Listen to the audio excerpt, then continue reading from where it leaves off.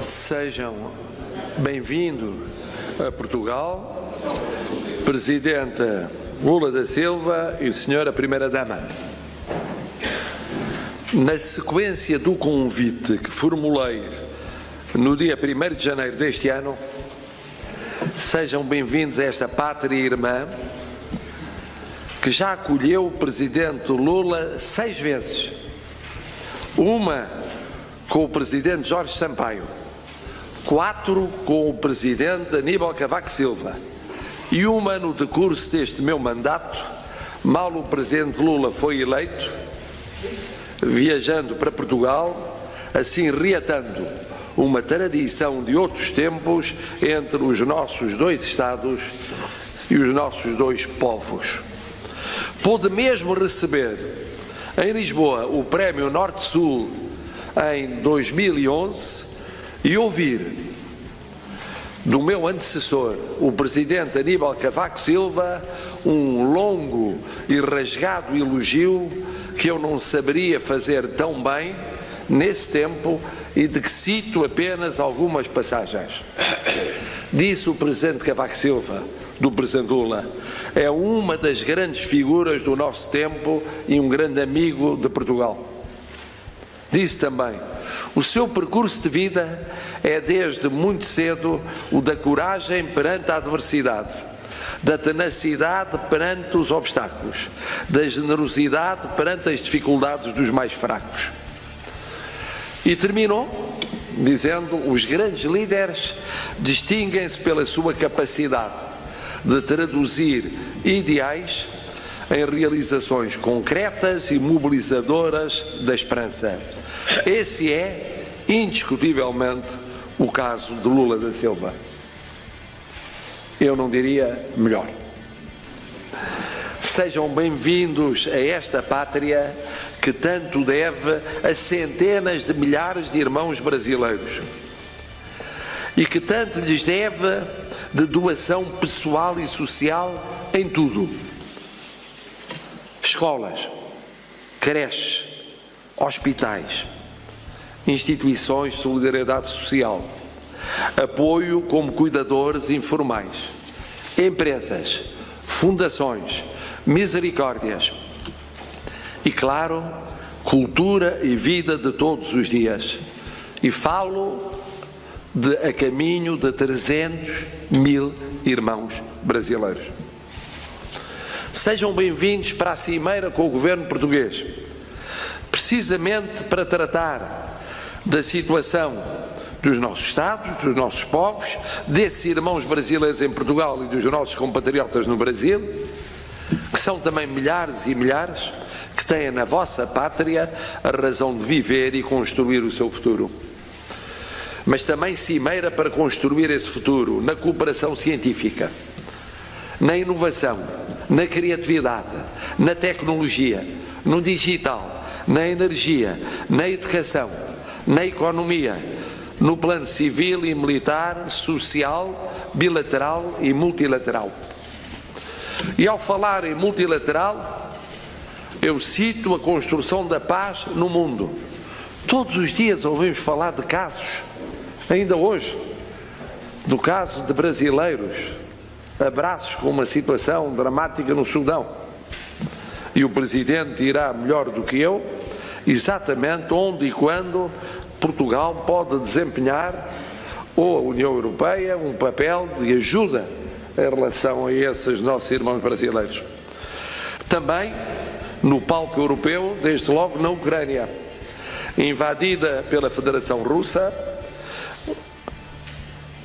paz que supõe, para ser duradoura e justa, nos termos da resolução da Assembleia Geral das Nações Unidas de fevereiro passado, votada por Portugal e pelo Brasil, a disponibilidade da Federação Russa para a retirada imediata das Forças Armadas. Sei o que se não imagina, como se possa antever a abertura ucraniana da União Europeia e da NATO, a aceitação de passos complementares na defesa de princípios de direito internacional, como a soberania do Estado e a integridade do território soberano invadido. Sejam bem-vindos neste tempo em que o Brasil está a regressar à maior projeção no mundo, ao multilateralismo, ao diálogo entre culturas, continentes, oceanos, colosso geopolítico que quer abrir pontes, desvendar caminhos, fomentar paz e justiça, não se fechando sobre si mesmo. Antes sendo essencial na CPLP, e lá estaremos na Cimeira, na data, aliás, acordada também com o Presidente Lula da Silva, no final de agosto deste ano, nos acordos com a União Europeia, e aqui há que referir a importância fundamental do acordo entre a União Europeia e o Mercosul, é muito importante e Portugal tem sido firme na defesa dessa posição. A aproximação e a vontade de aproximação neste acordo que nós consideramos tão importante para os dois poderes económicos constituídos pela União Europeia e o Mercosul, mas para todo o mundo. E no diálogo mantido com as Áfricas, as Ásias, os Pacíficos, as Europas em geral. Sejam bem-vindos neste tempo preciso em que nós evocamos a chegada a terras do Brasil a 22 de abril de 1500, foi aí que pela primeira vez portugueses avistaram terras brasileiras, e depois pela proximidade o 25 de abril, o fim do Império, a abertura para a liberdade, a democracia, a descolonização na África e na Ásia Pacífica, e ano em que ainda continuamos a celebrar o segundo século da independência pioneira do Brasil. Como lembrou um presidente português, António José de Almeida, que há 100 anos foi ao Brasil levar o abraço nosso na mais célebre visita de Estado jamais feita por um representante da nossa pátria, a pátria irmã, nós agradecemos então e hoje o passo libertador do povo brasileiro, pela mão, caso único na história da humanidade, do filho do monarca português, que viria a ser primeiro imperador do Brasil e mais tarde rei de Portugal. Mas sem esse passo do povo brasileiro, foi fundamental para determinar o grito do Ipiranga, dizia o presidente António José de Almeida, nós próprios seríamos incapazes em 1822 de manter viva a fraternidade que tem 2 séculos de vida. Agora é tempo de futuro, de olhar para a frente, de alargar mais e mais horizontes. É esse o significado primeiro e decisivo da vossa visita. Que a acolhida calorosa, que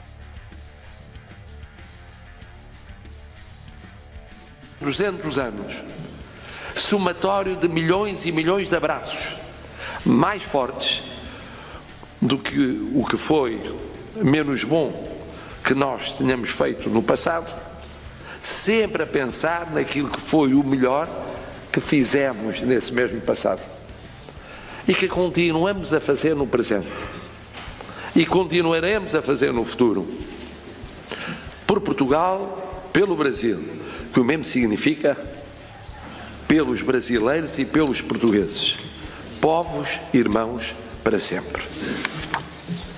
Muito bem.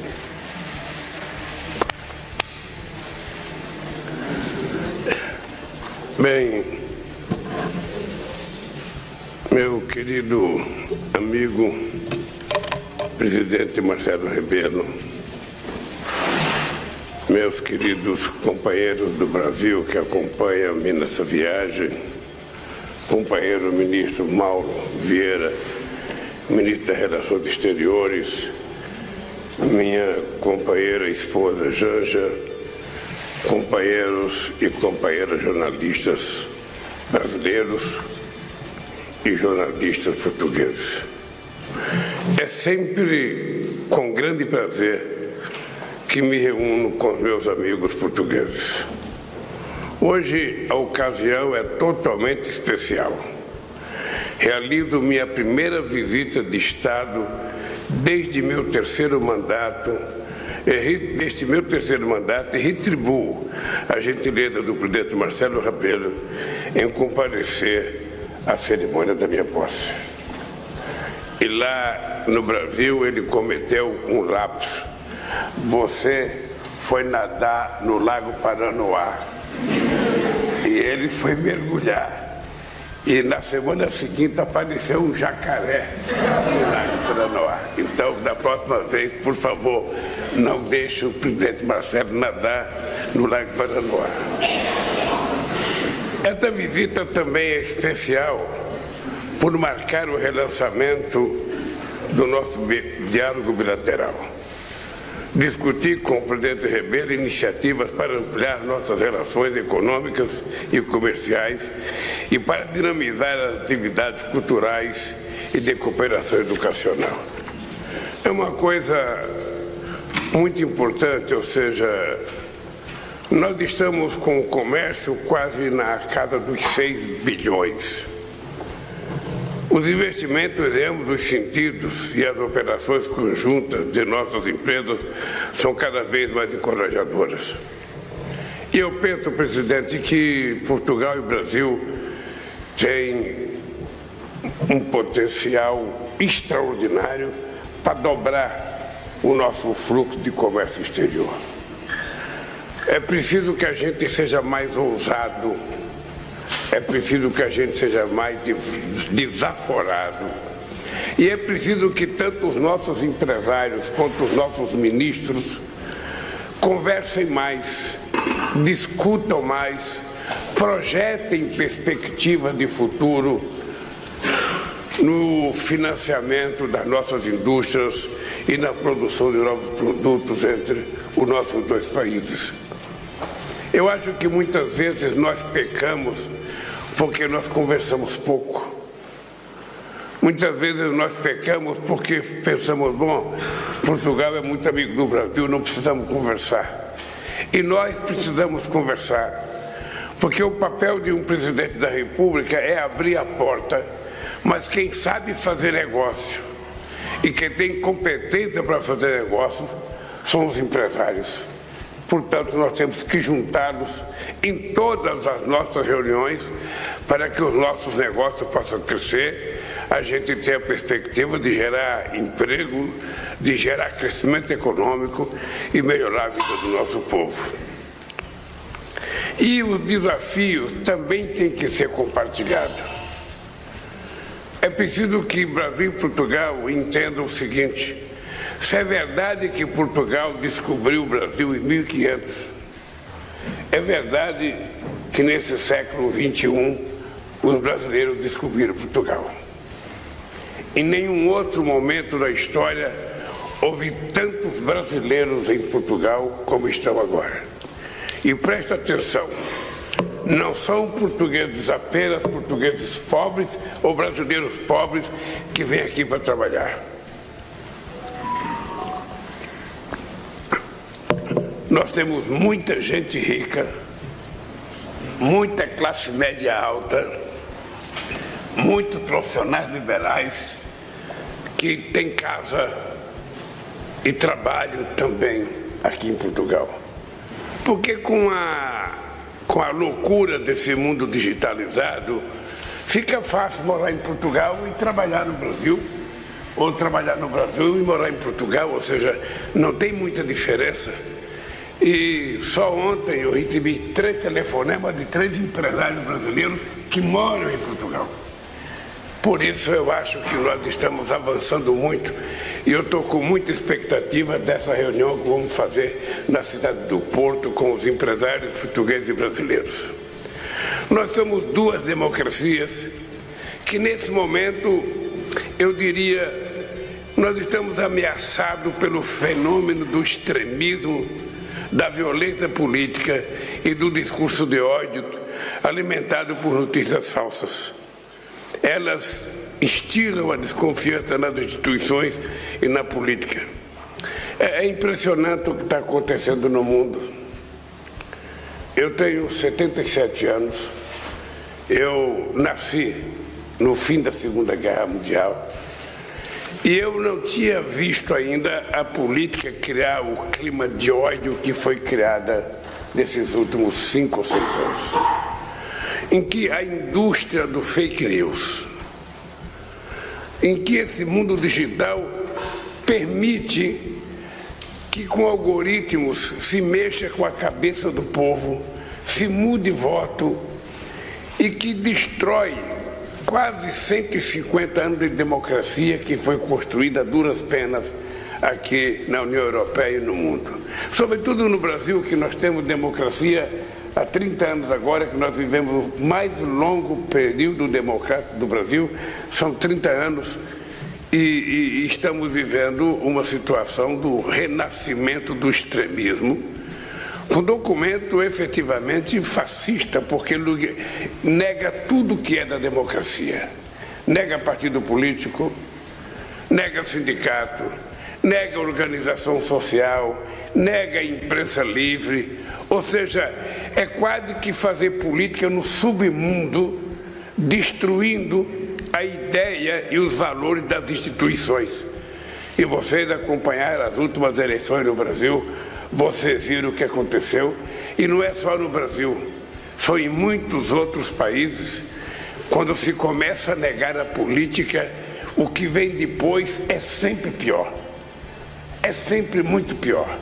Eu não conheço bem a política portuguesa, mas eu sei que aqui tem um linguajar muito próximo do linguajar que foi utilizado no Brasil pela extrema-direita, que eu diria que direita ideológica não tem nada, tinha muito de fascismo mesmo, sabe, de negação da política, de negação dos valores, e eu penso que esse é um risco que nós começamos a ter na eleição do Trump nos Estados Unidos, e eu não sei aonde vai parar. No Brasil, nós estamos trabalhando muito, estamos inclusive com um projeto de lei que vai entrar no Congresso Nacional na próxima semana, para a gente criar uma certa regulamentação para evitar a disseminação da mentira através da internet. E é quase que uma obrigação nossa lutar contra a desinformação indiscriminada como é feita hoje. Para isso, precisamos de uma governança eficaz, que leve em consideração também a responsabilidade de empresas de tecnologia em combater conteúdos ilícitos. E eu sei que poderemos contar com Portugal para enfrentar essa ameaça comum. Essa sintonia entre nossos governos se estende aos grandes desafios impostos pela mudança do clima. O Brasil será implacável em seu combate aos crimes ambientais. Vamos cumprir nossos compromissos de zerar o desmatamento até 2030 e seremos rigorosos na repressão ao garimpo ilegal e contra os que atentam contra os povos indígenas. Vamos compartilhar nossa rica biodiversidade com os cientistas e pesquisadores de todo o mundo, para estimular a produção de fármacos. Queremos gerar oportunidades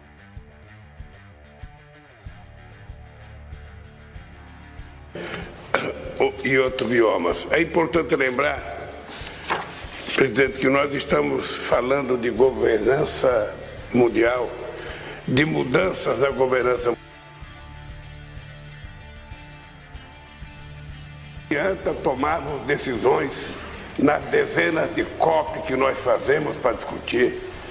Aliás, estamos reivindicando fazer a COP 30 no Brasil, em 2025, no estado do Pará, um estado amazônico, para que as pessoas vejam de perto a Amazônia. Mas se você não tiver uma governança forte para se exigir o cumprimento das decisões, a gente vai nas reuniões, a gente toma decisões e no ano seguinte a gente faz outras reuniões, toma outras decisões e no ano seguinte faz outra, e as decisões nunca entram em vigor, porque quando a gente tenta aprovar no Estado Nacional, muita gente não consegue.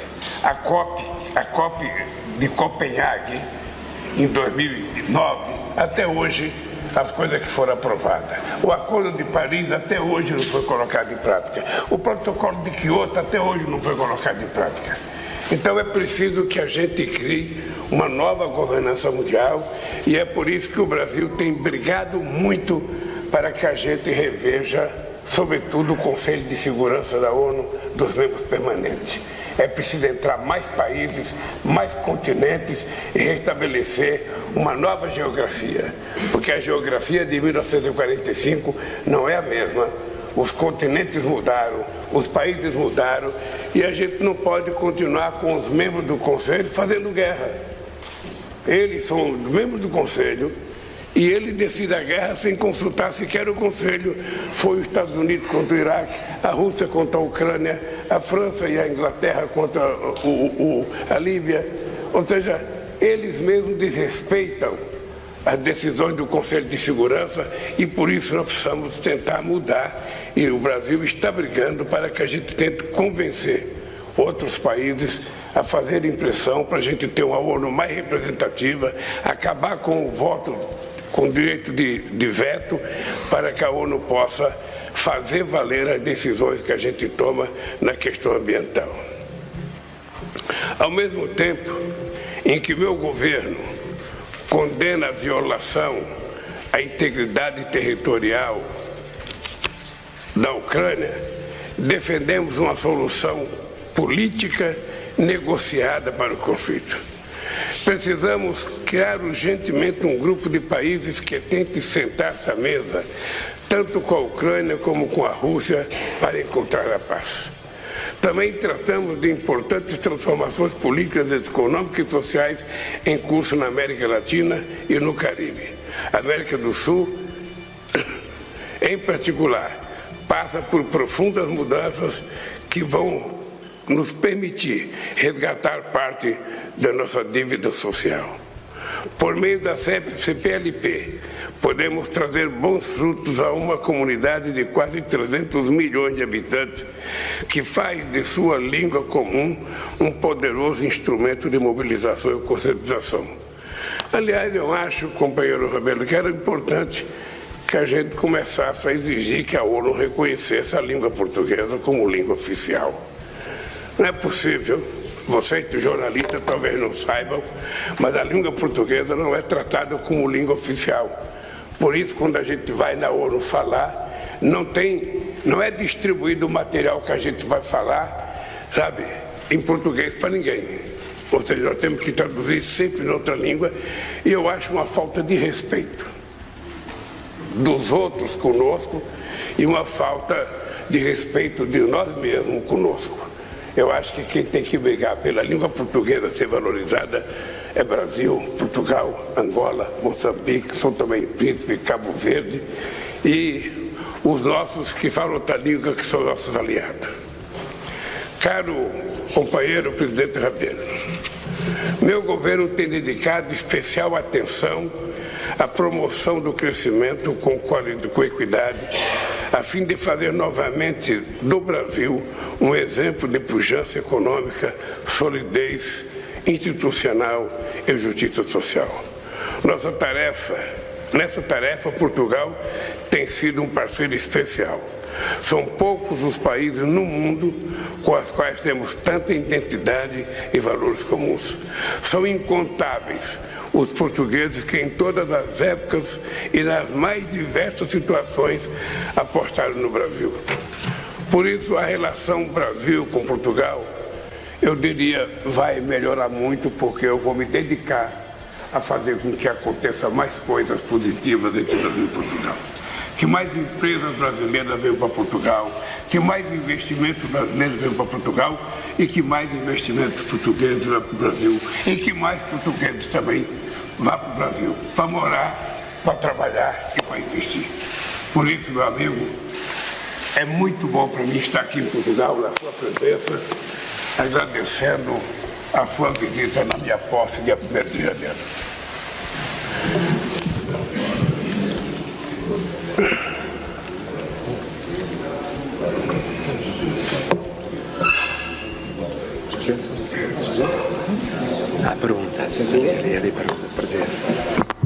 Bom dia, presidentes. Eu sou Igor Gadelha, jornalista do portal Metrópolis de Brasília. O senhor está me escutando, presidente? Não é que essa luz não me permite te ver direito. Estou aqui. Sou Igor Gadelha, vim de Brasília, do portal Metrópolis, estou representando os outros colegas. Presidente, eu queria fazer uma pergunta para o senhor sobre o Brasil. O senhor trocou o ministro do Gabinete de Segurança Institucional e há ali no governo a discussão se o GSI vai continuar ou não. Aí eu pergunto para o senhor pretende manter o Gabinete de Segurança Institucional? Se sim, de que forma? Comandado por um militar ou por um civil? Aproveita e emenda uma pergunta. Os ministros do seu governo passaram a defender publicamente uma CPI mista no Congresso para apurar a invasão golpista do dia 8 de janeiro. O senhor também concorda agora de que essa CPI precisa ser realizada no Congresso Nacional? Deixa eu dizer uma coisa para você. Essas perguntas sobre o Brasil seria tão bom que fosse feita para mim quando eu voltasse ao Brasil. Porque fazer uma viagem a Portugal, fazer acordos com Portugal, discutir assuntos de interesse do mundo e não só dos nossos países, e depois eu ficar respondendo perguntas de problemas internos do Brasil, não é muito justo para quem vai nos ouvir. Eu vou decidir essas coisas do GSI. Eu não decido a questão de constituinte é a questão do Congresso Nacional. Não, CPI, perdão. CPI é por conta do Congresso Nacional, ele decide a hora que ele quiser decidir, faça a hora que quiser fazer. O presidente da República não vota no Congresso Nacional. Eu não voto no Senado, não voto na Câmara, os deputados decidem.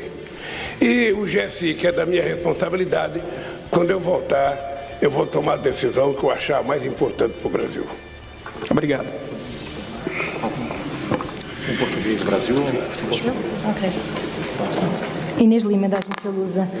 Ao Presidente de Portugal, eu pergunto se depois das recentes declarações do Presidente do Brasil sobre a guerra na Ucrânia, se entende que o Brasil tem condições para desempenhar um papel de mediador pela paz, ou se entende que ficou comprometido ou fragilizada a sua neutralidade. E sobre este mesmo assunto, ao Presidente do Brasil, que há uma semana afirmou que os países da União Europeia, entre os quais se inclui Portugal, estão contribuindo para a continuidade dessa guerra, eu pergunto se mantém essas palavras. Eu confesso que eu não... Não foi fácil de ouvir, tem que ser baixo. Há uma semana afirmou... Tá. Eu percebi, porque já a conheço há muito tempo.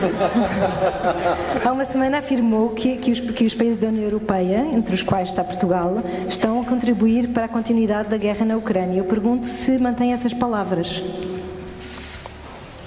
Eu, sinceramente, não consigo entender. Sim, são as suas palavras sobre a questão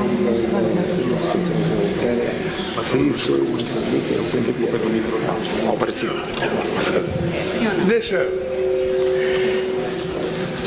Deixa eu falar uma coisa sobre a guerra da Rússia e da Ucrânia. Faz tempo que o meu país tomou uma decisão de que nós condenamos a Rússia pela ocupação do espaço e pela ocupação e ferir a integridade territorial da Ucrânia. Isso logo nos primeiros dias. E temos voto na ONU nesse sentido, fazendo críticas à ocupação. Entretanto, nós não somos favoráveis à guerra, nós queremos a paz. O Brasil está tentando já há alguns dias. Foi isso que eu conversei com o Olavo Schultz, isso eu conversei com o Macron, isso eu conversei com o Biden, isso eu conversei com o Xi Jinping. O Brasil quer encontrar um jeito de estabelecer a paz entre Rússia e Ucrânia. O Brasil não quer participar de guerra. O Brasil quer encontrar um grupo de pessoas que se disponha a gastar um pouco do seu tempo conversando com todas as pessoas que prezam pela paz para fazer a paz. Eu não tenho experiência de guerra porque no Brasil, a última do Brasil foi a do Paraguai, eu não era nascido. Mas eu tenho experiência de muitos movimentos sociais, conheço quando se radicaliza muito ou não. Às vezes você começa uma luta pensando que vai acontecer uma coisa, não acontece e depois você não sabe como parar. No caso da guerra, a Rússia não quer parar, a Ucrânia não quer parar.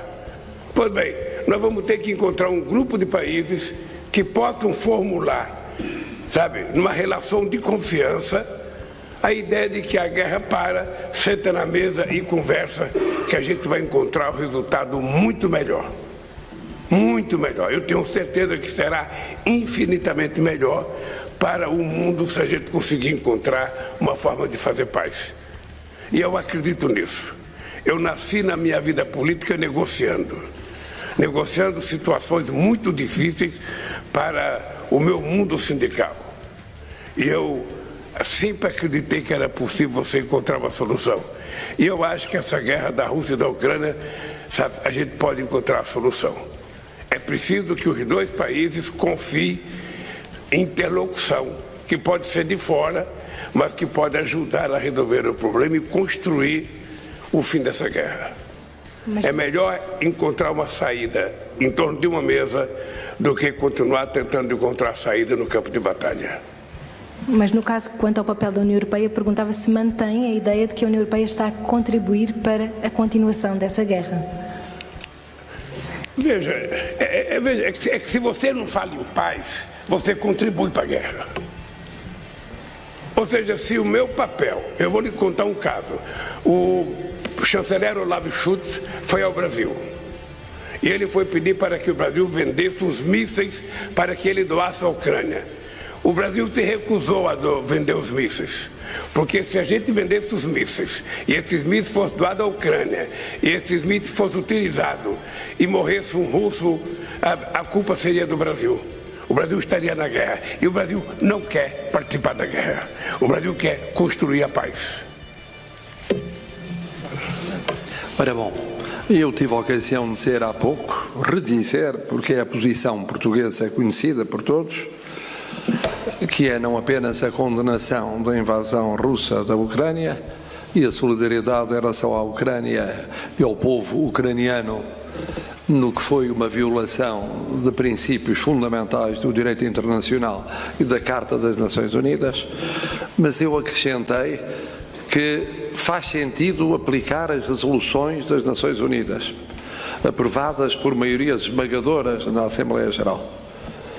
E essas resoluções arrancaram na condenação, continuaram ao longo de um ano e mais de um ano de guerra e culminaram no pedido da retirada imediata das forças russas da Ucrânia como uma condição fundamental para ser possível encontrar não apenas a reparação de quem foi agredido, não agrediu, mas também um ponto de partida para a procura de uma afirmação duradoura e justa de princípios de direito internacional. E, portanto, nesse sentido, Portugal, solidário com a NATO e solidário com a União Europeia, pensa que não é uma situação justa o não permitir à Ucrânia o defender-se e tentar recuperar território que foi invadido com violação da integridade territorial e da soberania do Estado. É isso. Quanto ao papel que o Brasil pode ou não desempenhar neste processo? Como? Qual é o seu entender quanto ao papel que o Brasil pode ter neste processo? Isso, o papel do Brasil é o Brasil que define. Sim. Há um princípio fundamental. O presidente Lula da Silva não se substitui ao presidente, à Assembleia da República e ao governo português, e eu não me substituo ao presidente Lula da Silva e ao Congresso brasileiro. O que significa que nós, naturalmente, que procuramos no quadro da CPLP, como nas relações bilaterais, como nas organizações internacionais de que somos membros, procuramos as pontes de entendimento. E nessas resoluções, Portugal e Brasil votaram sempre do mesmo lado. Sempre do mesmo lado ao longo de um ano e tal. Agora, compete às autoridades de cada país o desenvolver aquilo que consideram que é a prioridade para o país. Para Portugal, aliado da União Europeia, aliado da NATO, país que definiu uma linha, que é uma linha de apoio à Ucrânia, nos vários domínios e também militar, a linha é uma. Para o Brasil, é a linha que o presidente Lula aqui definiu, Primeiro no texto que leu, depois na explanação complementar desse texto. Olha, eu sinceramente eu compreendo o papel da Europa, eu compreendo. Eu tive que compreender da Romênia antes de vir para cá. Ele tem 600 quilômetros de fronteira com a Ucrânia. Então eu compreendo o papel dele tranquilamente. Mas eu quero que as pessoas compreendam o papel do Brasil. Quando em 2002 eu fui aos Estados Unidos, o Bush queria fazer guerra com o Iraque. E estava decidido fazer guerra com o Iraque. E convidou o Brasil para participar da guerra do Iraque. Eu disse para ele que a minha guerra não era do Iraque. A minha guerra era contra a fome no meu país. E conseguimos vencer a guerra. Agora tem 33 milhões de pessoas com fome outra vez no Brasil. E a minha guerra, outra vez, é combater a fome no Brasil. E, paralelamente, tentar construir um jeito de fazer com que o mundo viva em paz, porque a guerra não constrói absolutamente nada. A guerra só destrói, e eu não acho correto as pessoas ficarem em guerra. Presidente, boa tarde. Sérgio Uti, eu sou correspondente do SBT aqui na Europa, também representando colegas brasileiros. Eu queria insistir nesse assunto da Ucrânia, porque aqui na Europa, me parece, poucos governos esperavam um alinhamento automático do Brasil com as posições da União Europeia e da OTAN. Mas muitos se surpreenderam com o tom de algumas declarações do senhor, como uma das últimas em que o senhor responsabiliza igualmente russos e ucranianos pelo que está acontecendo. O senhor acha que foi mal interpretado, houve um exagero nas reações? O senhor se arrepende dessa declaração específica? Não. Acha que ela foi mal colocada? Só me permite, mais uma pergunta. A ida do ex-chanceler Celso Amorim à Ucrânia, qual é o recado que o senhor manda para o presidente Zelensky? E a ida do Amorim à Ucrânia descarta totalmente uma visita do senhor ao país? Se eu puder dizer para você o que o Celso vai conversar, ele nem precisa ir. O Zelensky vai ler nos jornais, ele não precisa mais ir. Ele tem que ir para poder conversar pessoalmente. A segunda coisa, eu não fui à Rússia e não vou à Ucrânia. Eu só vou quando houver possibilidade de efetivamente ter um clima de construção de paz. Eu nunca igualei os dois países porque eu sei o que é invasão, eu sei o que é integridade territorial. E todos nós achamos que a Rússia errou e já condenamos em toda a decisão da ONU. Mas eu acho que é preciso agora, a guerra já começou, é preciso agora parar a guerra. E para parar a guerra tem que ter alguém que converse. Tem que ter alguém que converse. E o Brasil está disposto a estabelecer essa política. Você tem fé que a Rússia pode aceitar uma conversa sem a retirada ali da região de Donbass, da Crimeia? Deixa eu lhe falar uma coisa. Se fosse possível a gente resolver os problemas teoricamente, a gente resolveria. Como a gente vai ter que resolver na prática, você tem que convencer as pessoas que você pensa que não quer parar. Foi assim. Nós estamos numa situação em que a guerra da Rússia e da Ucrânia não estão, fazendo bem à humanidade. Não estão fazendo bem à Europa porque tem problema de energia, porque tem problema de fertilizante, porque tem problema de comida. E está fazendo mal também até no Brasil, porque o Brasil também compra fertilizante. E é por isso que nós temos que encontrar um grupo de pessoas que estejam dispostas.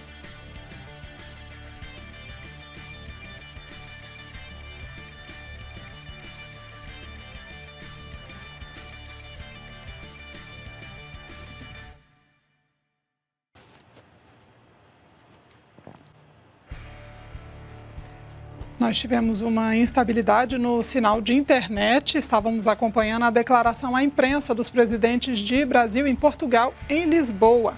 Vamos retomar algumas imagens que aconteceram hoje desde as 6 horas da manhã, horário de Brasília, que foram a cerimônia oficial de chegada do presidente Lula a Lisboa. Ele foi recebido pelo presidente Marcelo Rebelo, presidente português.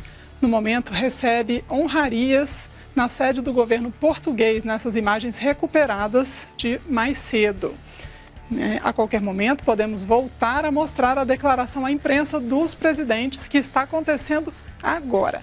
enquanto recuperamos o sinal de internet, mostramos para você as imagens dos compromissos que antecederam a declaração à imprensa.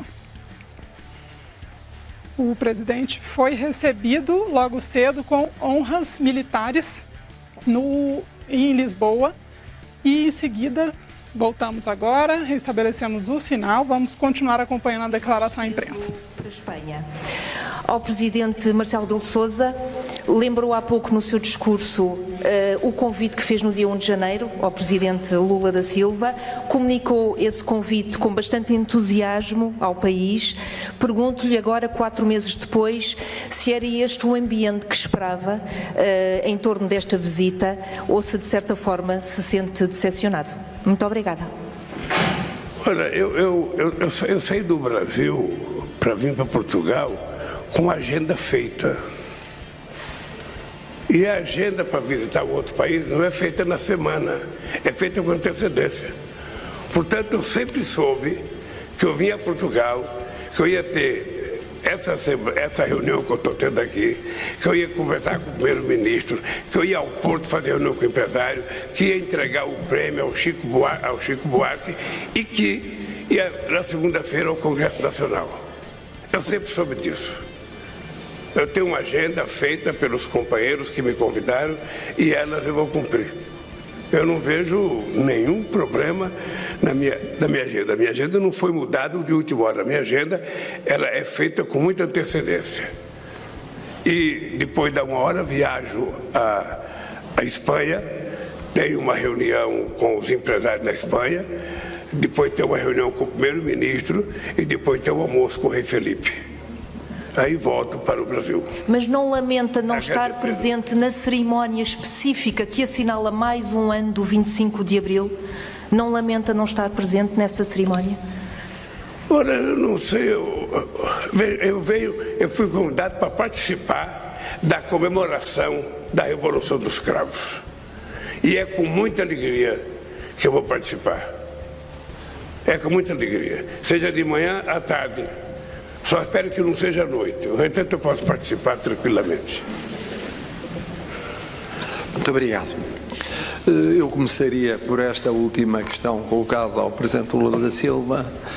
De facto, embora tivesse sido marcada a data, arrancando o dia 22, porque era simbolicamente o momento em que houve o primeiro encontro entre portugueses e Brasil, e depois brasileiros que já existiam no Brasil, quando os portugueses lá chegaram, o que é facto é que coincide, por uma diferença de 3 dias, com o 25 de Abril.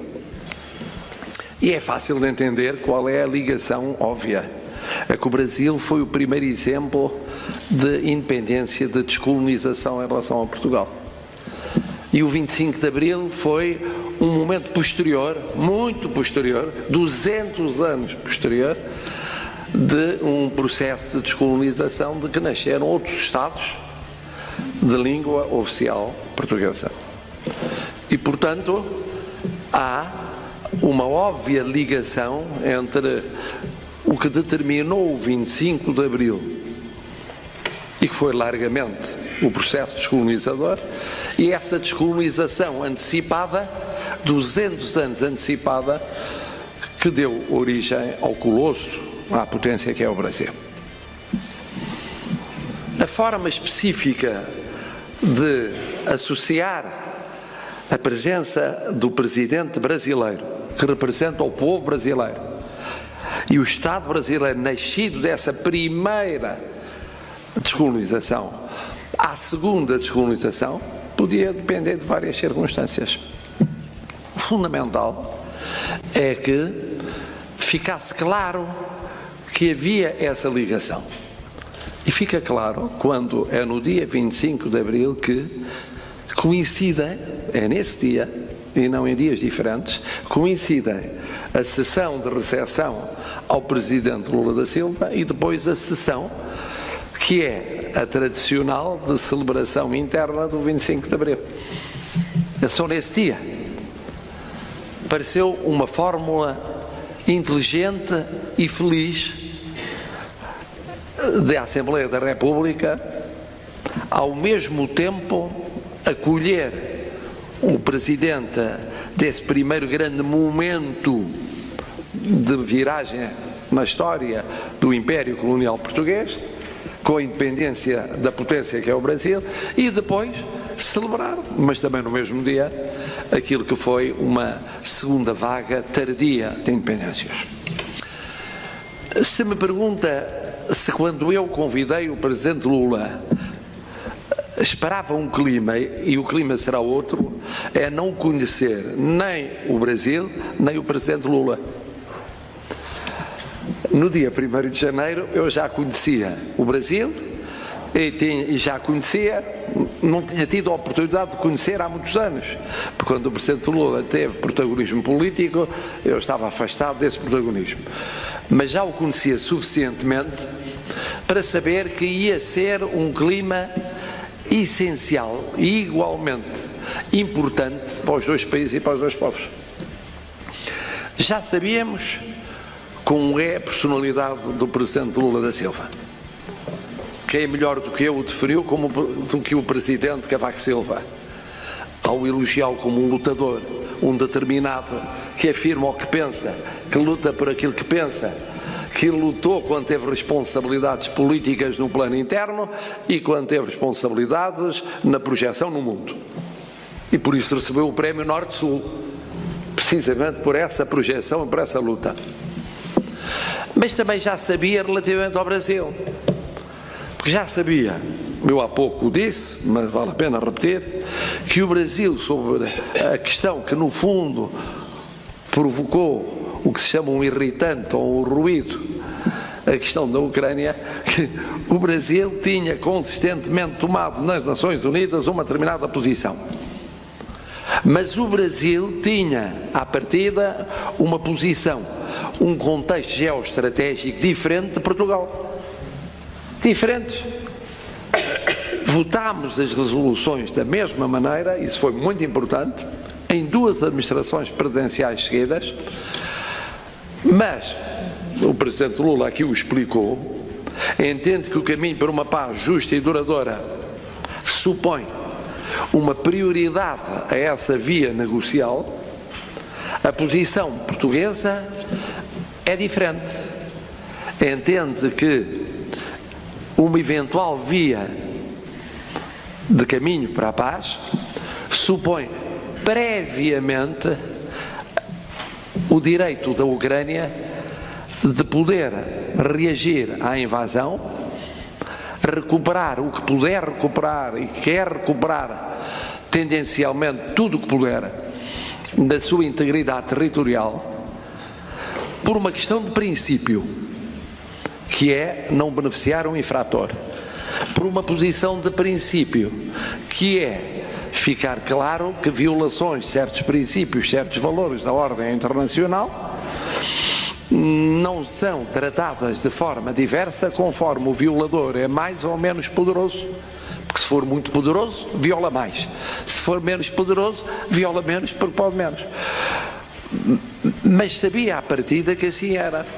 Isso não afeta em nada a comunidade brasileira que existe em Portugal, a comunidade portuguesa que existe no Brasil, as ligações de passado, presente e futuro com o Brasil, o papel fundamental que a presidência do Presidente Lula, em conjunto com a minha presidência e a governação do Primeiro-Ministro e do Governo português, e o papel dos respectivos Congresso e Parlamento, podem assumir e devem assumir para o futuro dos dois povos, entre eles e no mundo. E, portanto, o clima que eu esperava que existisse é o clima que vai ser inevitavelmente aquele que a história, quando um dia for escrita, dirá que foi o que ficou para a história da visita do Presidente Lula. Não foram os irritantes, foram as realidades estáveis e duradouras. E essas vão ser muito positivas. Muito obrigado. Temos de ir. Vocês vão ter oportunidade de fazer outras perguntas. Eu já estou atrasado meia hora para o compromisso. Como eu vou ter mais uma entrevista aqui, vou ter mais entrevista no Porto, vocês podem ir anotando e vamos perguntar até eu ir embora daqui, tá? E um abraço, desculpa, temos que retirar. Senão, assim...